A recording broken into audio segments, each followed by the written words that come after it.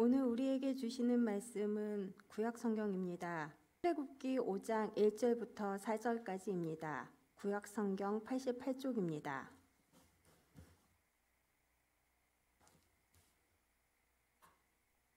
이 기록된 계시의 말씀을 살아계신 하나님의 음성으로 들으시기 바랍니다. 모두 경건한 마음으로 일어나 이 말씀을 받겠습니다. 그 후에 모세와 아론이 바로에게 가서 이르되 이스라엘의 하나님 여호와께서 이렇게 말씀하시기를 내 백성을 보내라. 그러면 그들이 광야에서 내 앞에 절기를 지킬 것이니라 하셨나이다. 바로가 이르되 여호와가 누구이기에 내가 그의 목소리를 듣고 이스라엘을 보내겠느냐. 나는 여호와를 알지 못하니 이스라엘을 보내지 아니하리라. 그들이 이르되 히브리인의 하나님이 우리에게 나타나셨은즉 우리가 광야로 사흘기쯤 가서 우리 하나님 여호와께 제사를 드리려 하오니 가도록 허락하소서. 여호와께서 전염병이나 칼로 우리를 치실까 두려워하나이다. 애굽 왕이 그들에게 이르되 모세와 아론아 너희가 어찌하여 백성의 노역을 쉬게 하려 하느냐. 가서 너희의 노역이라 하라.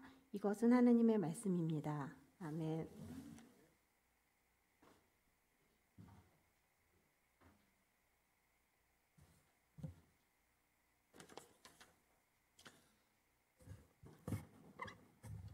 모세는 떨기나무 불꽃 가운데 임재하신 하나님을 만났습니다. 모세는 하나님의 부름에 선뜻 응하지 못했습니다. 워낙 자존감이 바닥에 떨어져 있었기 때문입니다. 모세가 분명히 하나님을 만났어도 그 경험을 어떻게 이스라엘 백성들에게 설명하느냐가 문제였죠. 모세는 그들이 나를 믿지 않을 것이고 또 여호와께서 내게 나타나셨다고 해도 믿지 않을 거라고 했습니다. 모세가 하나님을 만난 경험은 정말 짜릿하고 강렬한 경험이었습니다. 모세가 지팡이를 던졌을 때 뱀으로 변하는 기적을 체험했습니다. 또 모세가 이 손을 품에 넣었다가 다시 뺐을 때 이 손에 문둥병이 생겨서 눈같이 하얘졌습니다. 다시 품에 넣었다 빼니 벌레대로 살이 되돌아왔었습니다. 하나님은 이래도 믿지 않으면 더 강렬한 기적을 보여주라고 했습니다. 나일강에 물을 조금 떠다가 땅에 부으면 그 물이 피로 변할 것이라고 하셨습니다. 이런 세 가지 기적에도 모세는 여전히 망설였습니다. 모세는 말주변이 없는 걸 내세웠습니다. 하나님이 할 말을 가르쳐 주겠다고 해도 모세는 다른 사람을 보내라고 뒤로 뺐습니다. 그러자 하나님이 화를 내며 내 형 아론이 말을 잘하니 너 대신 말해줄 거라고 했습니다. 그래도 모세가 머뭇거렸어요. 하나님이 결정적인 정보를 주십니다. 애굽에 내 목숨을 누리던 자가 다 죽었으니 안심하고 가라 하신 거예요. 사실은 모세가 살인범 죄를 뒤집어쓰고 실제로 사람을 죽였으니까 도망자의 신세잖아요. 40년간 피해 있어도 그 마음속에 그게 트라우마가 남아 있어서 가해자인데도 애굽에 가라는 하나님의 말씀에 사실은 속내가 그게 두려웠던 거죠. 하나님이 그런 사람들 다 죽었으니까 이제 안심하고 가라고 할 때 비로소 모세가 겨우 하나님의 부름에 응합니다. 모세가 미디안을 떠나 애굽으로 갔습니다. 두 개의 큰 숙제가 있었어요. 하나는 이스라엘 백성들을 어떻게 설득하느냐. 두 번째는 바로를 설득해야 되잖아요. 애굽의 왕 바로를 설득하는 문제. 이스라엘 백성도 바로도 하나님을 알지 못해요. 모세는 먼저 바로를 찾아갔습니다. 본문이 바로 그 이야기입니다. 모세와 아론이 바로를 만났어요. 다짜고짜 이스라엘 하나님 여호와께서 말씀하셨다. 내 백성을 보내라고 하신다. 바로가 듣기 얼마나 황당하겠어요. 바로가 대답합니다. 2절에 바로가 이르되 여호와가 누구이기에 내가 그의 목소리를 듣고 이스라엘을 보내겠느냐. 나는 여호와를 알지 못하니 이스라엘을 보내지 아니하리라. 바로는 이스라엘 백성들을 노예로 부리면서 엄청난 노동력을 얻고 있었습니다. 쉬이 내어줄 리가 없었죠. 바로가 거절한 가장 큰 이유가 내가 여호와를 모른다는 거예요. 나는 여호와를 알지 못하니 이스라엘을 보내지 아니하리라. 바로는 막강한 나라의 최고 권력자입니다. 당시 애굽은 세계 경제, 문화, 과학, 종교의 중심지였습니다. 고대의 가장 원대한 문명을 건설했어요. 아직도 그 영광의 기념비들이 유적으로 남아있지 않습니까? 모세 때 이미 거대한 피라미드들이 완성되어 있었어요. 애굽 왕 바로는 신의 아들로 숭배되었습니다. 태양의 신 레가 최초의 왕이었고 바로는 레의 아들 호루스입니다. 바로는 살아있는 호루스 신이었어요. 심지어 바로는 만물의 창조자라고 떠버렸습니다. 심지어 레가 인간에게 호흡을 주었고 자기 형상을 주었다고 했습니다. 창세기 1장을 패러디한 신화가 이집트에 있었던 거예요. 애굽 왕 바로는 그렇게 신의 아들로 숭배되면서 백성들을 신의 가축 취급했어요. 인간은 노동을 위해 존재한다는 메소포타미아의 인간관과 똑같았습니다. 인간은 신의 가축이니까 바로가 마음대로 부릴 수 있다는 논리였습니다. 바로는 지혜의 상징이기도 합니다. 나일강이 범람하면서 토양을 기름지게 해주었습니다. 신들이 여기서 얻은 풍요로 위대한 문명을 만들어 주었다고 했어요. 바로는 신들에게 끊임없이 지원받는 왕이었습니다. 그러다가 왕 스스로 만물의 주인이 되어버린 거예요. 그런데 이 성경의 출애굽기는 이런 바로를 한마디로 뭉개버립니다. 그 단어가 바로 모른다예요. 제 본산인 애굽의 왕궁 그 중심에 있는 이 신의 아들 바로가 그 자체로 무지의 상징이라고 비웃고 있는 것입니다. 성경이 고발한 바로의 무지는 바로 두 가지. 그 첫째는 출애굽기 1장 8절에 나옵니다. 요셉을 알지 못하는 새 왕이 일어나서 애굽을 다스리니라. 바로가 요셉을 알지 못한다니요? 모를 수가 있습니까? 이스라엘이 어떻게 애굽에 정착하게 되었는지 그 역사를 모른다니 그게 있을 수 있는 말이에요? 애굽은 400년 전에 요셉의 지혜로운 통치로 구원받은 나라입니다. 그런데 왕으로서 그런 큰 과거 역사를 모르고 있다니 한심한 이야기죠. 성경이 그걸 고발하고 있는 거예요. 지혜롭다고 하면서 모든 걸 다 꿰뚫는 신이라면서 요셉을 알지 못한다? 두 번째 무지는 본문에 나온 대로 여호와 하나님을 모르는 거예요. 2절에서 바로가 나는 여호와를 모른다는 말이 두 번이나 나와요. 오늘 본문 2절에. 거기 보면 여호와가 누구이기에 그랬고 그 뒤에 나는 여호와를 알지 못하니. 바로가 여호와 하나님을 몰랐다는 것은 이스라엘 향한 하나님의 계획을 몰랐다는 이야기가 됩니다. 즉 바로는 앞으로 벌어질 일에 대해서 몰랐습니다. 바로는 과거의 역사도 몰랐고 또 미래도 없는 무지한 왕이었습니다. 애굽은 신들의 나라입니다. 나일강 물줄기를 따라 수많은 신전을 세우고 거기서 신들을 섬겼습니다. 애굽은 갖은 우상이 가득한 나라였어요. 하나님은 이런 우상의 왕국에 10가지 재앙을 내리셨습니다. 그런데 이 10가지 재앙이 모두 애굽의 우상들과 연결되어 있었습니다. 나일강을 피로 물들인 것은 나일강에 수어신 크놈을 제압하신 거예요. 생수를 공급해 준다는 크놈이 핏물을 토해냈으니 이런 쓸모없는 신이 어디 있겠어요.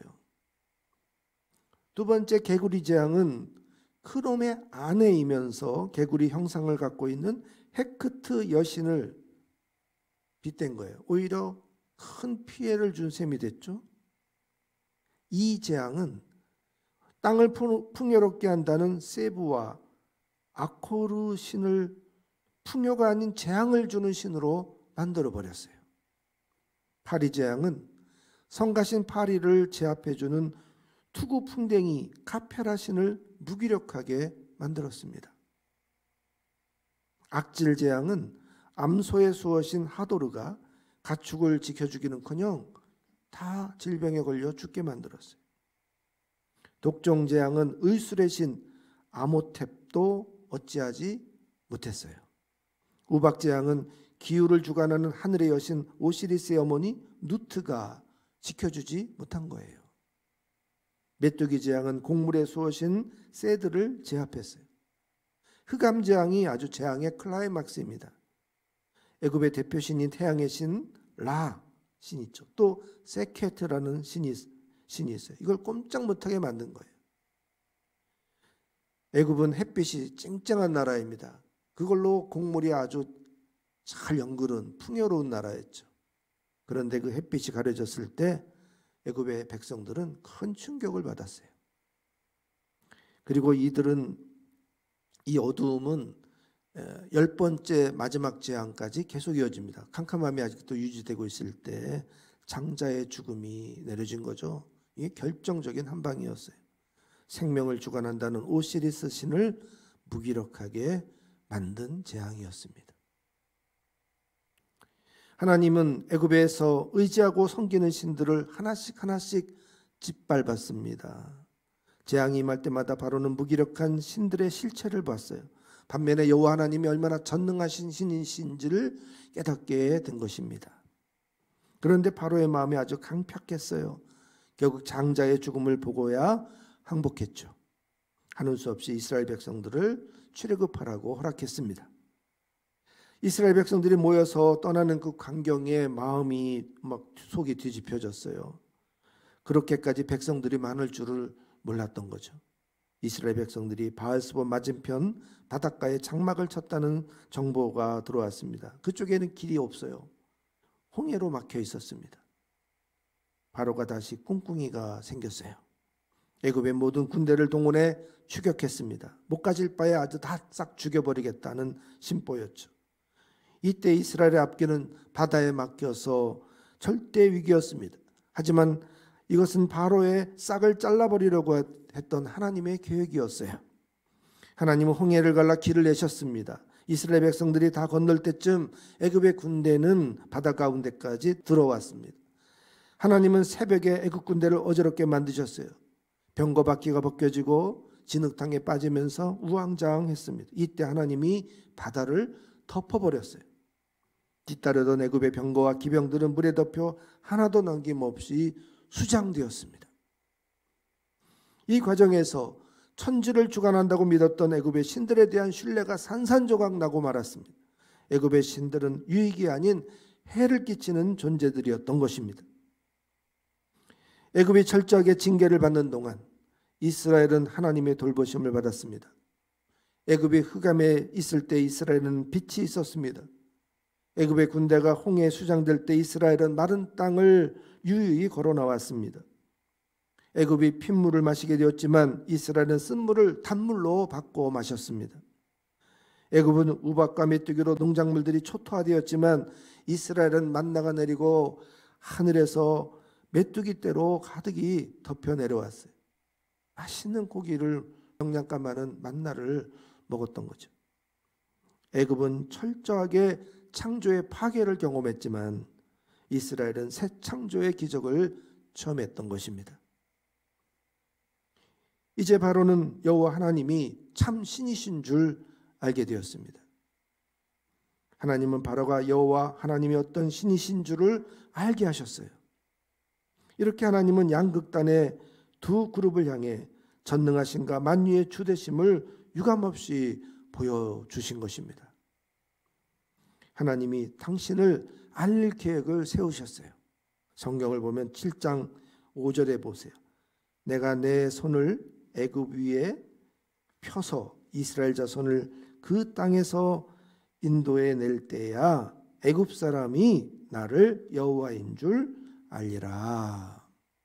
애굽 사람들에게 하나님이 어떤 하나님인 줄 알게 하겠다고 하나님이 이렇게 계획을 세우신 거예요.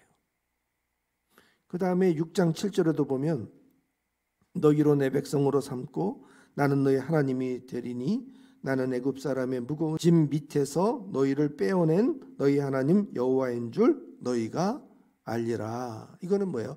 이스라엘 백성들에게 하나님이 어떤 분인 줄 알게 하겠다는 하나님의 계획이에요. 요셉 이후에 400년이 지나면서 이스라엘 백성들이 이 종교의 습관은 남아있지만 여호와 하나님을 잊어먹고 있었던 거죠. 그래서 이스라엘 백성들에게도 하나님을 알려야 되겠고 애굽 백성들에게도 하나님을 당신의 정체를 드러내고 알리셔야만 됐던 거예요. 그런데 애굽 백성들에게는 징계로 재앙으로 하나님을 알리셨고 이스라엘 백성들에게는 은혜와 축복으로 하나님을 알리셨어요. 하나님은 애굽과 이스라엘에게 또한 세상과 만물 앞에 당신이 누구인지를 확실하게 보여주셨습니다. 바로는 아주 비싼 값을 치르고야 하나님을 비로소 알게 되었습니다. 그렇다고 하나님을 그가 믿은 것은 아닙니다. 바로는 하나님을 알고도 끝내 믿지 않았어요. 워낙 불신의 뿌리가 깊기 때문입니다. 쉬 애굽의 신들을 버리고 하나님을 섬기지 못했어요. 바로는 그냥 참교육만 받고 끝났어요. 우리 주변에 믿지 않는 자들이 많습니다. 그들이 전능하신 하나님의 기적들을 보면 놀라기는 할 거예요. 그렇다고 이내 하나님을 믿고 하나님을 섬길 것은 아닙니다. 바로처럼 애굽의 마술사들을 불러가지고 그걸 흉내내 볼 거예요. 근데 따라 할 건 있겠지만은 따라하지 못할 것도 있잖아요. 그러면 야, 이거 참 신통한 쇼구나 이렇게 여기고 끝날 거예요. 믿지는 않아요. 왜? 불신의 쓴뿌리가 워낙 깊으면 믿음이 들어가지 않기 때문에. 우리가 하나님을 믿어서 이렇게 예배하는 거 얼마나 큰 은혜입니까? 하나님이 계신데 하나님이 안 계시다고 믿는 사람들이 너무 많아요.